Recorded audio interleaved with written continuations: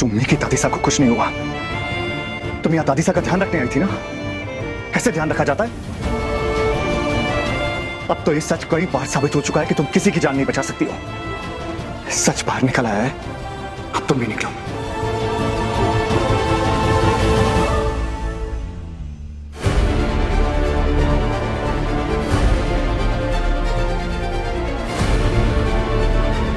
वो मशीन की वायर में शायद मेरा पैर लगा था। अबीरा ने तो कुछ किया ही नहीं। मान क्या कर रहा है? कहां लेकर जा रहा है अबीरा को? जहां इसकी सही जगह है, इस घर से बाहर। मैंने कहा हाथ छोड़। हाथ छोड़ अबीरा का। लो छोड़ दिया।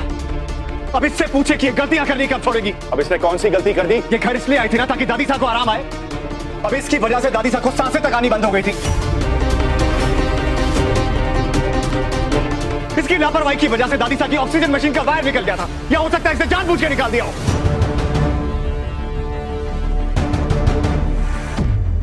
अरमान, मासा ठीक तो है ना? दादी साहब ठीक है। वो तो मैं बाय चांस वहां से गुजर रहा था और मैंने दादीसा की मशीन को वापस प्लग इन कर दिया। अरमान, इसके आने के बाद ना घर में बहुत स्ट्रेस हो गया है। इसे प्लीज अपने घर वापस भेज दे बेटा, प्लीज। किसे यहाँ से जाना ही होगा।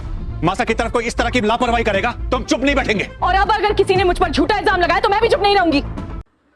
अबीरा की वजह से कावेरी की हालत हुई खराब। वेल स्टार प्लस की शो ये रिश्ता क्या कहलाता में हम देखेंगे कि अबीरा यहाँ कावेरी की देखरेख करने के लिए घर में आ तो गई है, लेकिन यहाँ पे अबीरा की जो मुश्किलें हैं वो कम होने का नाम ही नहीं ले रही है। वेल आपको बता दें कि जिस कावेरी की सेहत का ध्यान रखने के लिए अबीरा घर में आती है, उसी की वजह से उसकी हालत खराब होने लगती है। अब अरमान यहाँ अबीरा को ब्लेम करता है और उसे कहता है कि वो अभी के अभी इस घर से निकल जाए। वेल टेलीविजन कैसे लेटेस्ट अपडेट के लिए हमारे चैनल सीरियल ट्विस्टर को सब्सक्राइब करना ना भूलें।